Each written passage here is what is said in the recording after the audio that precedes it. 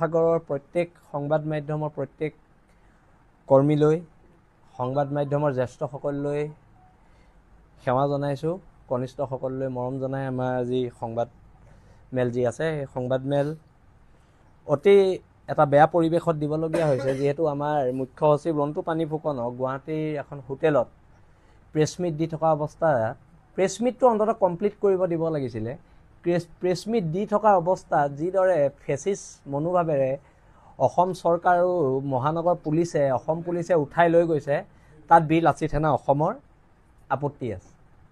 আপত্তি আছে। গণতান্ত্ৰিক এখন দেশত গণতন্ত্ৰৰ মূল্যবোধ যেতিয়ালৈকে কোনোবা চৰকাৰে বাৰ্তাই নাৰাখিব, কোনোবা সংগঠনেও যদি বাৰ্তাই নাৰাখে, তাতো প্ৰব্লেম আছে।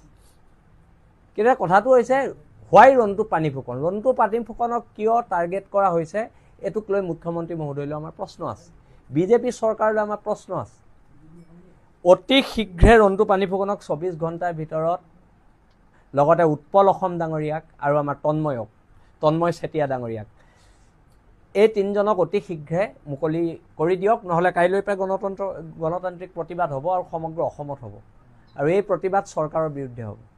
এতিয়া আমাৰ চৰকাৰলৈ মুকলি প্ৰশ্নতে ৰন্টু পানী ফুকনক, উৎপল দত্ত ডাঙৰীয়াক আৰু তন্ময় চেতিয়াক কিয় এৰেষ্ট কৰা হ'ল, এটা প্ৰেছ মিটত অংশ লৈ থাকোঁতে কিয় এৰেষ্ট কৰা হ'ল, আৰু প্ৰেছ মিটটো বৰ্তমান সময়ত অসমত গণতন্ত্ৰৰ চতুৰ্থ স্তম্ভৰ শাৰীত নপৰে নেকি, তাক লৈ আমাৰ প্ৰশ্ন আছে।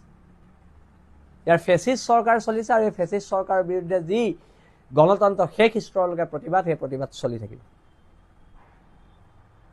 আৰু আজিৰ পৰা কাৰ্যকৰী হোৱাকৈ যিহেতু আমাৰ ওচৰত বহুতো অভিযোগ আহিছে গুৱাহাটী মহানগৰ সমিতিৰ মুখ্য সচিব বিকাশ অসমক লৈ, আজিৰ পৰা কাৰ্যকৰী হোৱালৈকে যেতিয়ালৈকে তেওঁৰ বিৰুদ্ধে উঠাই অপৰাধমূলক অভিযোগবোৰ আমাৰ সংগঠনৰ মজিয়াত তদন্ত নহয়, তেওঁক প্ৰাথমিক সদস্য পদৰ পৰা, বীৰ লাচিত সেনা অসমৰ প্ৰাথমিক সদস্য পদৰ পৰা বহিষ্কাৰ কৰা হৈছে, আৰু তেখেতক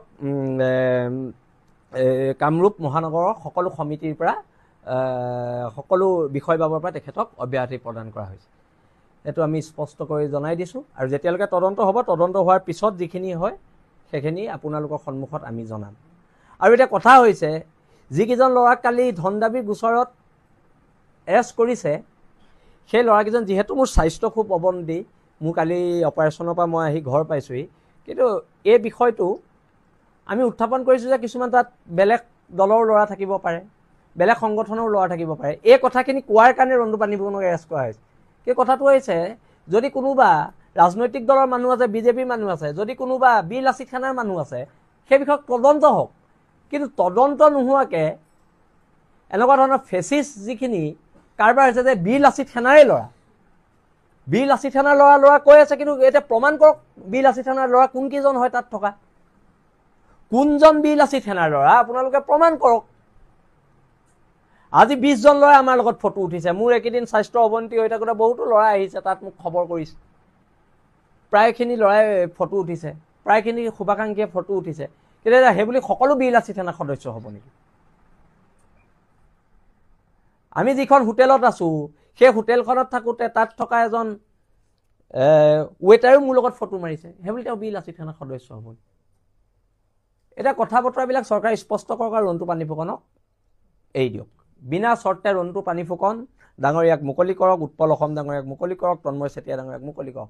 কাৰণ ফেচিছ নীতিৰে যদি চৰকাৰে ভাবে যে আমি হিটলাৰী শাসন ব্যৱস্থাৰে বীৰ লাচিত সেনাক দমন কৰিম, বীৰ লাচিত সেনাক নিষিদ্ধ কৰি দিব, লাচিতৰ দেশত বীৰ লাচিত সেনাক নিষিদ্ধ কৰিব, এইটো কেনেকুৱা ধৰণৰ কথা? এটা গণতান্ত্ৰিক প্ৰমূল্যবোধৰ মাজত আছোঁ, আপোনালোকে কোৰ্টত প্ৰমাণ কৰক আমি ক'ত ডকাইতি কৰিছোঁ, আমাৰ ল'ৰাই ক'ত ধন দাবী কৰিছে, আৰু যদি ধন দাবী কৰিছে চুচৰাই নি এৰেষ্ট কৰক, তাত আমাৰ ক'বলৈ নাই। যদি আমাৰ ল'ৰাই ভুল কৰিছে এৰেষ্ট কৰক, যদি আমাৰ ল'ৰাই আইন হাতত তুলি লৈছে এৰেষ্ট কৰক। কিন্তু আপোনালোকে এটা মিছা প্ৰপগেণ্ডাত আমাৰ মুখ্য সচিবক প্ৰেছ মিটৰ পৰা চুচৰাই নি পেলাই থানাত ভৰাব, জেল হাজতলৈ প্ৰেৰণৰ যোজা কৰিব, এইটোতো নহ'ব। এইটো গণতান্ত্ৰিক মূল্যবোধত এইটো বস্তু নপৰে, আৰু নচলিবই এইবিলাক কথা। আৰু যেতিয়ালৈকে বীৰ লাচিত সেনা অসমৰ এই সত্তাটো আমি জীয়াই আছোঁ, আমি যেতিয়ালৈকে জীয়াই আছোঁ, এই সত্তাটো জীয়াই থকালৈকে কোনো কাৰণত আপোচ কৰা নহ'ব।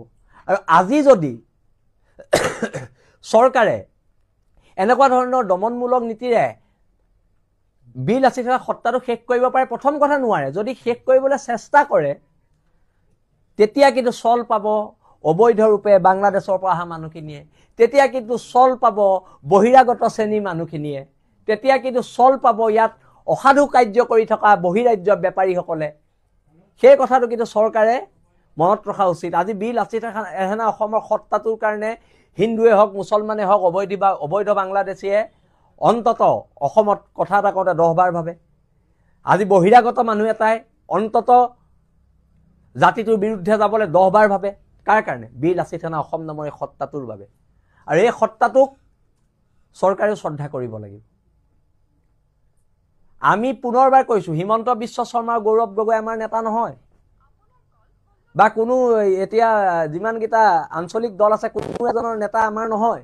বিল লাচিত সেনা এখন সংবিধান আছে, আমি সংবিধানৰ ওচৰত দায়বদ্ধ, আমি খিলঞ্জীয়া মানুহৰ ওচৰত দায়বদ্ধ।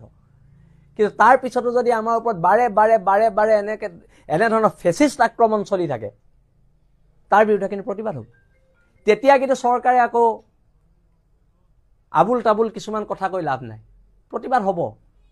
আৰু এই প্ৰতিবাদটোলে চৰকাৰ সাজু থাকক। মোৰ স্বাস্থ্য অতিকৈ বেয়া, তথাপিতো দেশ জাতিৰ কাৰণে, অসম নামৰ মাজনীৰ কাৰণে যদি পুনৰ ৰাজপথত নামিবলগীয়া আমি নামিম। কিন্তু এটা কথাটো হৈছে, ৰন্টু পানী ফুকনক কাৰ প্ৰৰোচনাত এৰেষ্ট কৰা হ'ল? ৰন্টু পানী ফুকনক এৰেষ্ট কৰিবলৈ, বিল লাচিত সেনাৰ এই সত্তাটোক নিষেধ কৰিবলৈ কোনোবা বিৰোধী দলৰ চক্ৰান্ত নে বিজেপিৰ চক্ৰান্ত নে কোনোবা বেলেগ বেলেগ কিছুমান অসম বিৰোধী যিবিলাক চক্ৰ, তেওঁলোকৰ প্ৰৰোচনাত পৰি চৰকাৰে আজি ৰন্টু পানী ফুকনক এৰেষ্ট কৰিছে, উৎপল দাক এৰেষ্ট কৰিছে, তন্ময়ক এৰেষ্ট কৰিছে। তাক লৈ আমাৰ আপত্তি আছে আৰু এই বিষয়ে চৰকাৰে স্পষ্টীকৰণ দিব লাগিব। অকল বিল লাচিত সেনা কিয় টাৰ্গেট? প্ৰত্যেকটো অসমৰ জাতীয় জীৱনৰ প্ৰত্যেকটো কথাত বোলে কোনোবা এটা সঁচা গোচৰত কেতিয়াবা কোনোবা মানুহ এৰেষ্ট হৈছে আমাৰ বিল লাচিত সেনা, তেতিয়াও ক'বলৈ ভাল। এতিয়া কিছুমান কথাত এতিয়া টক শ্ব'বিলাক নহয়, টক শ্ব'বোৰ এতিয়া নহয়। যেতিয়া মোৰ ওপৰত এটা অভিযোগ আহিছিলে যে মই এজন অনা অসমীয়া মানুহক থু মাৰিছিলোঁ, তাৰপিছত মোক ওপৰত যেতিয়া NSA লগাইছিলে, NSA লগোৱাৰ দিনা বা এৰেষ্ট কৰাৰ দিনা ঢেৰ টক শ্ব' হ'ল, কিন্তু যেতিয়া মই জেলৰ পৰা ওলালোঁ তেতিয়া কিন্তু এটাও টক শ্ব' নহ'লে। আৰু তাৰপিছত মোক যে ন্যায়ালয়ে ক'লে যে শৃংখল চলিয়াই মানুহজনৰ ওপৰত থু মৰা নাছিলে, তাৰ ওপৰতো আৰু টক শ্ব' নহ'লে।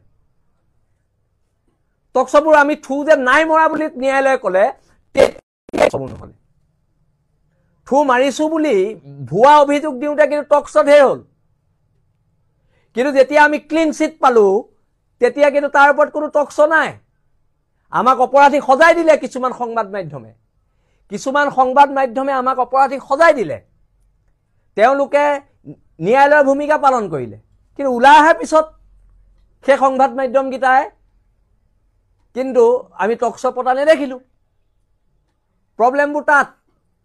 এতিয়া বহুতে কৈ আছে বিল লাচিত সেনাৰ ল'ৰা। আৰে প্ৰমাণ কৰিব লাগিব নহয়, বিল লাচিত সেনাৰ ল'ৰা বুলি প্ৰমাণ কৰিব লাগিব। আজি যধু মধু চব আনি আপোনালোকে কৈ দিব নেকি এইটো বিল লাচিত সেনাৰ ল'ৰা? কোনোবাই ক'ৰবাত বদমাচি কৰিব, বিল লাচিত সেনাৰ ল'ৰা। কোনোবাই ক'ৰবাত কিবা মাৰপিট লাগিব, বিল লাচিত সেনাৰ ল'ৰা। আৰু যোনে ভুল কৰিছে তাৰ ওপৰত ব্যৱস্থা হ'ব, আৰু অনাগত দিনতো ব্যৱস্থা হ'ব। আজিও ব্যৱস্থা হৈছে, কাইলৈও ব্যৱস্থা হ'ব।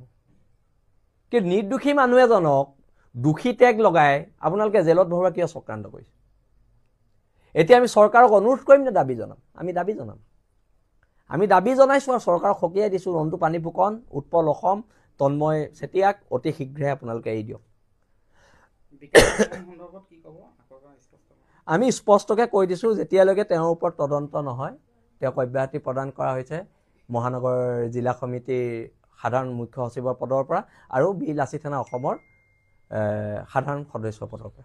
চাওক, অভিযোগটোতো ঢেৰ আছে, মই এইটোৱে কৈছোঁ। অভিযোগ আছে কাৰণেতো অব্যাহতি দিয়া হৈছে। আমিও একশ্যন লৈছোঁ, চৰকাৰে কেৱল ল'ব নালাগে। আমাৰ সংগঠনৰ যদি ক'ৰবাত কিবা আঁচুৰ পৰা আমি আগতেও লৈছোঁ, এতিয়াও লৈছোঁ। আমাৰ সংগঠনটো এটা ডিচিপ্লিন সংগঠন। জুবিন দাৰ ন্যায়ৰ ক্ষেত্ৰত কেৱল মাত্ৰ বিল লাচিত সেনা অসম নহয়, অসমৰ প্ৰত্যেকটো সত্তা সৰব হৈ আছে। আৰু এইটো বস্তুৰ লগত এইটো বস্তু কোনো মিক্স আপ কৰিব নালাগে। সেইকাৰণে এইটো মানে মিহলি কৰিব নালাগে। জুবিন দাৰ সত্তাটোৰ লগত এই বিষয়টো কোনো ধৰণৰ তালমিল নাই। কিন্তু আমি কৈছোঁ যে আমাক শেষ কৰাৰ যিটো পৰিকল্পনা কৰিছে, আমাৰ সত্তাটোক শেষ কৰাৰ যিটো পৰিকল্পনা কৰিছে এইটো কিন্তু মূৰ্খৰ স্বৰ্গত বাস কৰিছে